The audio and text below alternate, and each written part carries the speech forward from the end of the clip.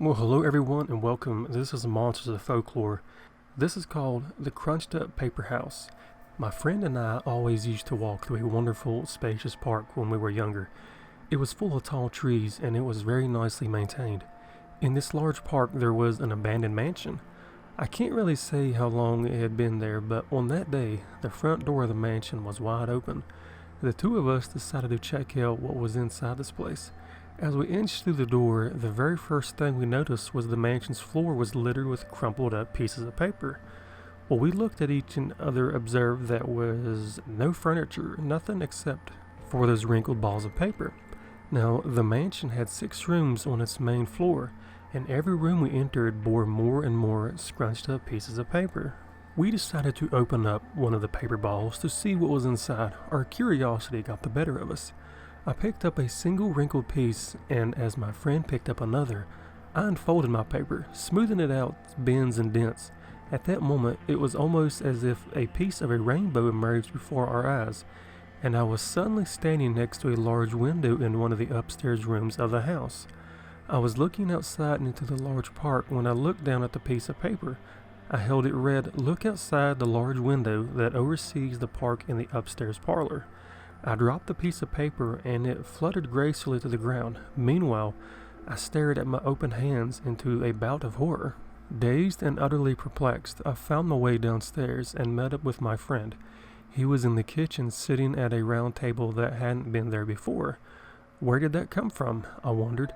My friend stared at his open paper and reread the words several times before he looked at me and turned a page my way. It said, "Go down to the kitchen and sit at the round table." Now, we stared at each other for a few moments, vaguely afraid, but then we began to chuckle.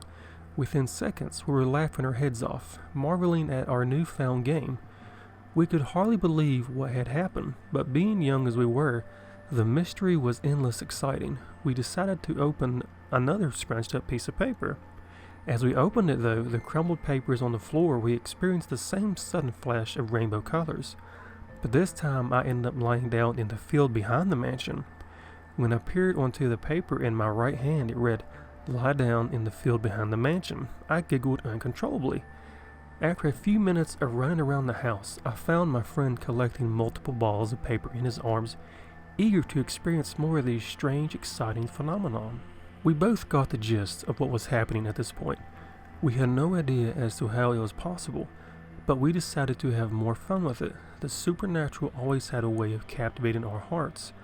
After a few more run-throughs with these strange mini teleportation devices, I began to feel apprehensive. I wondered if at one point I would be placed somewhere I didn't want to be, and I'd be made to do something I did not enjoy.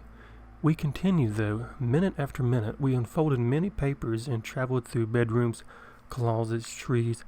But then after having been on the roof of the mansion, I stood before my friend dead on the living room floor. I didn't scream. I couldn't. "Murder him," I read on my crumpled page as I felt a surge of vomit and bile rising into my throat. Nothing came out, but the sickness in my throat spread to my stomach, my head, and my heart. I didn't know what to do at this point. I began to scream and shout, praying to God for this to be a nightmare. I wanted it to go away. I wanted to rewind our day and be outside again together, walking underneath the trees. All I could do was hide his body in a cupboard.